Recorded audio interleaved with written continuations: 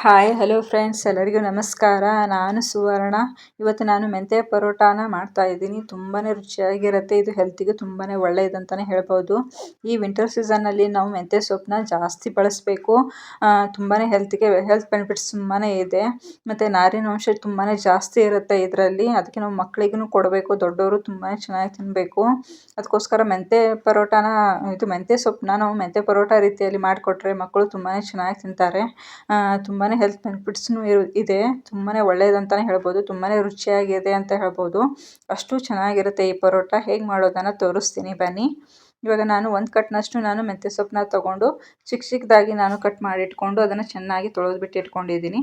ಮತ್ತು ಒಂದು ಪ್ಯಾನ್ನ ತೊಗೊಂಡು 1 ಟೇಬಲ್ ಸ್ಪೂನಷ್ಟು ಆಯಿಲ್ನ ಹಾಕೋತಾ ಇದ್ದೀನಿ.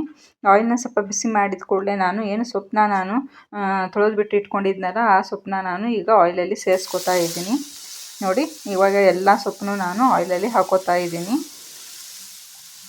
ನೋಡಿ, ಹಾಕೊಳ್ಳೋದ್ರಿಂದ ಚೆನ್ನಾಗಿ ಮೆಂತ್ಯ ಸೊಪ್ಪನ್ನ ಆಯಿಲಲ್ಲಿ ಫ್ರೈ ಮಾಡ್ಕೊಳ್ಳೋದ್ರಿಂದ ಸ್ವಲ್ಪ ಅದರ ಹಸಿ ವಾಸನೆ ಎಲ್ಲನೂ ಹೋಗುತ್ತೆ. ಮತ್ತು ಟೇಸ್ಟು ತುಂಬಾ ಚೆನ್ನಾಗಿರುತ್ತೆ ಆಯಿಲಲ್ಲಿ ಫ್ರೈ ಮಾಡಿಕೊಂಡು ನಾವು ಹಿಟ್ಟಲ್ಲಿ ಹಾಕೊಳ್ಳೋದ್ರಿಂದ. ಇವಾಗ ನೋಡಿ, ಚೆನ್ನಾಗಿ ಫ್ರೈನ ಮಾಡ್ಕೋತಾ ಇದ್ದೀನಿ. ನೋಡಿ, ಇವಾಗ ಆಯಿಲಲ್ಲಿ ನೋಡಿ ಅದು ತುಂಬಾ ಚೆನ್ನಾಗಿ ಫ್ರೈ ಮಾಡ್ಕೊಳ್ಳೋದ್ರಿಂದ ಅದು ಎಷ್ಟು ಕಡಿಮೆ ಪ್ರಮಾಣದಲ್ಲಿ ಆಯಿತು ಅಂತ ನಿಮಗೆ ನೋಡ್ತಾ ಇರ್ಬೋದು. ಇವಾಗ ನಾನು 1 ಸ್ಪೂನಷ್ಟು ಸಾಲ್ಟ್ನ ಹಾಕ್ಕೊಂಡಿದ್ದೀನಿ, 1 ಸ್ಪೂನಷ್ಟು ಅರಿಶಿನ ಹಾಕ್ಕೊಂಡಿದ್ದೀನಿ, ಮತ್ತು 1 ಸ್ಪೂನಷ್ಟು ಗರಂ ಮಸಾಲಾನ ಹಾಕ್ಕೊಂಡಿದ್ದೀನಿ. ಇವಾಗ ಎಲ್ಲನೂ ಮೆಂತ್ಯ ಸೊಪ್ಪು ಜೊತೆ ಅದನ್ನು ಮಿಕ್ಸ್ನ ಮಾಡ್ಕೋತಾ ಇದ್ದೀನಿ. ನೋಡಿ, ಗರಂ ಮಸಾಲ ಹಾಕ್ಕೊಳ್ಳೋದ್ರಿಂದ ತುಂಬಾ ಟೇಸ್ಟು ಚೆನ್ನಾಗಿರುತ್ತೆ. ಅದಕ್ಕೆ ಗರಂ ಮಸಾಲಾನು ಹಾಕ್ಕೊಂಡಿದ್ದೀನಿ ನಾನು. ನೋಡಿ, ಇವಾಗ ಎಲ್ಲನೂ ಚೆನ್ನಾಗಿ ಮಿಕ್ಸ್ ಮಾಡಿಕೊಂಡು ಫ್ರೈನ ಮಾಡ್ಕೊಂಡಿದ್ದೀನಿ. ಇವಾಗ ನಾನು ಹಸಿಮೆಣ್ಸಿಕಾಯಿನ ಒಂದು 5-6 ಹಸಿಮೆಣ್ಸಿಕಾಯಿನ ಜೀರಿಗೆ ಜೊತೆನೇ ಜಜ್ಜಿಬಿಟ್ಟು ತೊಗೊಂಡಿದ್ದೀನಿ. ಅದನ್ನು ಇವಾಗ ಸೇರಿಸ್ಬಿಟ್ಟು ಚೆನ್ನಾಗಿ ಅದ್ರ ಜೊತೆ ಫ್ರೈನ ಮಾಡ್ಕೋತಾ ಇದ್ದೀನಿ. ಇವಾಗ ಅದನ್ನು ಸ್ವಲ್ಪ ತಣ್ಣಗಾಗಲು ಇಟ್ಕೋತಾ ಇದ್ದೀನಿ. ಇವಾಗ ಒಂದು ಬುಟ್ಟಿನ ತೊಗೊಂಡು ಇವಾಗ ಗೋಧಿ ಹಿಟ್ಟನ್ನ ಕಲಿಸ್ಕೋತಾ ಇದ್ದೀನಿ. 2 ಕಪ್ನಷ್ಟು ಗೋಧಿ ಹಿಟ್ಟನ್ನ ತೊಗೊಂಡಿದ್ದೀನಿ. ನೋಡಿ, 2 ಕಪ್ನಷ್ಟು ಗೋಧಿ ಹಿಟ್ಟಿಗೆ 2 ಟೇಬಲ್ ಸ್ಪೂನ್ ಆಗುವಷ್ಟು ಕಡಲೆ ಹಿಟ್ಟನ್ನ ಹಾಕೋತಾ ಇದ್ದೀನಿ. ಕಡಲೆ ಹಿಟ್ಟು ಹಾಕೊಳ್ಳೋದ್ರಿಂದ ತುಂಬಾ ಟೇಸ್ಟು ಚೆನ್ನಾಗಿರುತ್ತೆ. ಅದಕ್ಕೆ ಕಡಲೆ ಹಿಟ್ಟನ್ನ ಹಾಕೋತಾ ಇದ್ದೀನಿ. 1 ಸ್ಪೂನಷ್ಟು ಇವಾಗ ಸಾಲ್ಟ್ನ ಹಾಕ್ಕೊಂಡಿದ್ದೀನಿ. ಮತ್ತು 1 ಸ್ಪೂನಷ್ಟು ಅಜ್ವಾನನ ಹಾಕ್ಕೊಂಡು ಮಿಕ್ಸ್ನ ಮಾಡ್ಕೋತಾ ಇದ್ದೀನಿ. ಬೇಕಾದರೆ ನೀವು ಜೀರಿಗೆನೂ ಹಾಕೋಬೋದು. ಹಾಕ್ಕೊಂಡು ಇವಾಗ ಚೆನ್ನಾಗಿ ಮಿಕ್ಸ್ನ ಮಾಡ್ಕೋತಾ ಇದ್ದೀನಿ. ಇವಾಗ ಏನು ಫ್ರೈನ ಮಾಡಿ ಇಟ್ಕೊಂಡಿದ್ನಲ್ಲ ಮೆಂತ್ಯ ಸೊಪ್ಪು ಮತ್ತು ಮಸಾಲ ಎಲ್ಲ, ಇವಾಗ ಅದನ್ನು ಹಿಟ್ಟು ಜೊತೆ ಹಾಕ್ಕೊಂಡು ನೋಡಿ ಎಲ್ಲನೂ ಹಿಟ್ಟು ಜೊತೆ ಸೇರಿಸ್ಬಿಟ್ಟು ಇವಾಗ ಚೆನ್ನಾಗಿ ಅದನ್ನು ಕಲಿಸ್ಕೊತಾ ಇದ್ದೀನಿ. ನೋಡಿ, ಇವಾಗ ಚೆನ್ನಾಗಿ ಎಲ್ಲನೂ ಹಿಟ್ಟು ಜೊತೆ ಅದು ಚೆನ್ನಾಗಿ ಕೂಡ್ಕೊಳ್ಳೋ ತನಕ ಸ್ವಲ್ಪ ಮಿಕ್ಸ್ನ ಮಾಡ್ಕೋತಾ ಇದ್ದೀನಿ. ಮೆಂತ್ಯ ಸೊಪ್ಪು ಅಂತೂ ತುಂಬಾ ಒಳ್ಳೆಯದಂತಲೇ ಹೇಳ್ಬೋದು. ಸ್ವಲ್ಪ ಕಹಿ ಇರುತ್ತೆ, ಆದರೆ ಎಷ್ಟು ಕಹಿ ಇರುತ್ತೆ ಅಷ್ಟು ಹೆಲ್ತಿಗೆ ತುಂಬಾ ಒಳ್ಳೆಯದಂತಲೇ ಹೇಳ್ಬೋದು. ಅಷ್ಟು ಚೆನ್ನಾಗಿರುತ್ತೆ ಈ ಮೆಂತ್ಯ ಪರೋಟ. ಅಷ್ಟು ರುಚಿಯಾಗಿರುತ್ತೆ. ಒಂದಿಷ್ಟು ಕಹಿ ಆಗಲ್ಲ ಪರೋಟ, ಅಷ್ಟು ರುಚಿಯಾಗಿರುತ್ತೆ.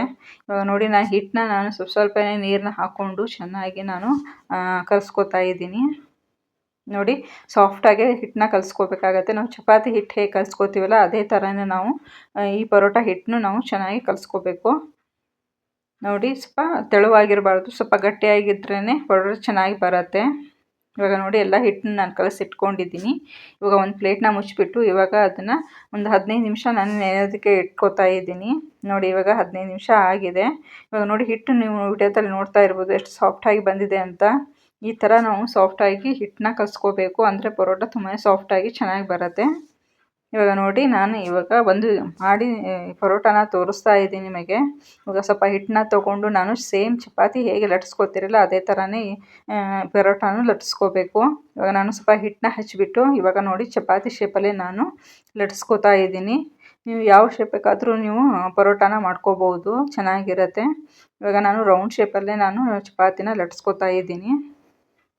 ನೋಡಿ, ನಾವು ಚಪಾತಿ ಹೇಗೆ ಲಟ್ಟಿಸ್ಕೋತೀವಲ್ಲ ಅದೇ ಥರನೇ ಈ ಪರೋಟನೂ ನಾವು ಲಟ್ಟಿಸ್ಕೋಬೇಕು.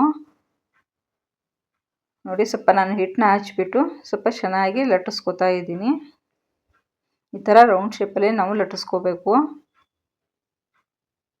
ಈ ಥರ ನಾವು ಪರೋಟ ಮಕ್ಕಳಿಗೆ ಮಾಡಿಕೊಟ್ರೆ ಅವರು ಮೆಂತ್ಯ ಸೊಪ್ಪು ಇದೆ ಅಂತ ಅವರಿಗೆ ಗೊತ್ತಾಗೋದಿಲ್ಲ. ತುಂಬಾ ಟೇಸ್ಟಿಯಾಗಿರುತ್ತೆ. ಅವರು ಸಾಸ್ ಜೊತೆ ಬೇಕಾದರೂ ತಿಂತಾರೆ ಅವರು. ಅಷ್ಟು ಚೆನ್ನಾಗಿರುತ್ತೆ ಇದು ಪರೋಟ. ಸ್ನ್ಯಾಕ್ಸ್ ಥರನೇ ತಿನ್ಬೋದು, ಅಷ್ಟು ಚೆನ್ನಾಗಿರುತ್ತೆ.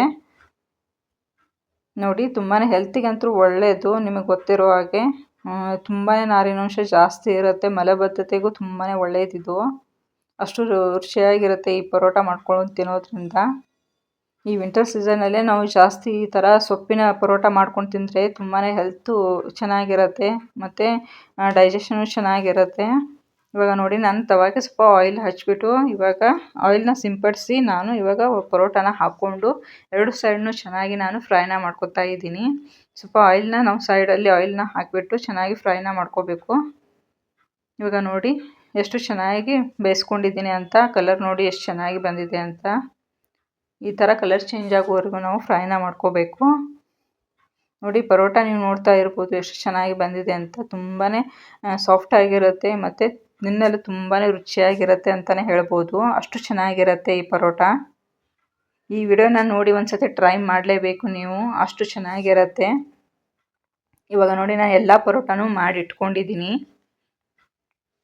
ಇವಾಗ ಇದನ್ನು ಪರೋಟನ ನಾವು ಮೊಸರು ಜೊತೆ ತಿಂದ್ರೇ ತುಂಬಾ ಚೆನ್ನಾಗಿರುತ್ತೆ, ಅಷ್ಟು ರುಚಿಯಾಗಿರುತ್ತೆ. ಬೇಕಾದರೆ ನೀವು ಶೇಂಗಾ ಚಟ್ನಿ ಮತ್ತು ತುಪ್ಪದ ಜೊತೆನೂ ತಿನ್ಬೋದು, ಅದನ್ನು ರುಚಿಯಾಗಿರುತ್ತೆ.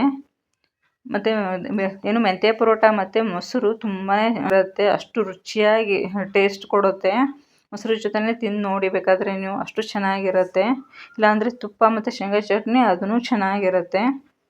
ಒಂದ್ಸತಿ ನೀವು ಟ್ರೈ ಮಾಡಿ, ನಿಮಗೆ ಗೊತ್ತಾಗುತ್ತೆ ಈ ವಿಡಿಯೋ ನೋಡಿ, ಅಷ್ಟು ರುಚಿಯಾಗಿರುತ್ತೆ ಈ ಪರೋಟ. ಇಲ್ಲಾಂದರೆ ನೀವು ಪಾಲಕ್ ಸೊಪ್ಪನ್ನು ಇದೇ ಥರನೇ ಮೆಂತ್ಯ ಸೊಪ್ಪನ್ನು ಚಿಕ್ಕ ಚಿಕ್ಕದಾಗಿ ಕಟ್ ಮಾಡಿಬಿಟ್ಟು ಪಾಲಕ್ ಸೊಪ್ಪಿನ ಪರೋಟನೂ ಇದೇ ಥರನೇ ಮಾಡ್ಕೊಳ್ಳಿ, ಅದನ್ನು ಚೆನ್ನಾಗಿರುತ್ತೆ. ಅದನ್ನು ತುಂಬಾ ಈ ಥರನೇ ಟೇಸ್ಟ್ ಕೊಡುತ್ತೆ, ಅದನ್ನು ರುಚಿಯಾಗಿರುತ್ತೆ, ಅದನ್ನು ಹೆಲ್ತಿಗೆ ತುಂಬಾ ಒಳ್ಳೆಯದಂತಲೇ ಹೇಳ್ಬೋದು. ಈ ವಿಡಿಯೋ ಇಷ್ಟ ಆದರೆ ಪ್ಲೀಸ್ ಲೈಕ್ ಮತ್ತು ಸಬ್ಸ್ಕ್ರೈಬ್ ಮಾಡ್ಕೊಳ್ಳೋದನ್ನು ಮರಿಬೇಡಿ. Thank you friends.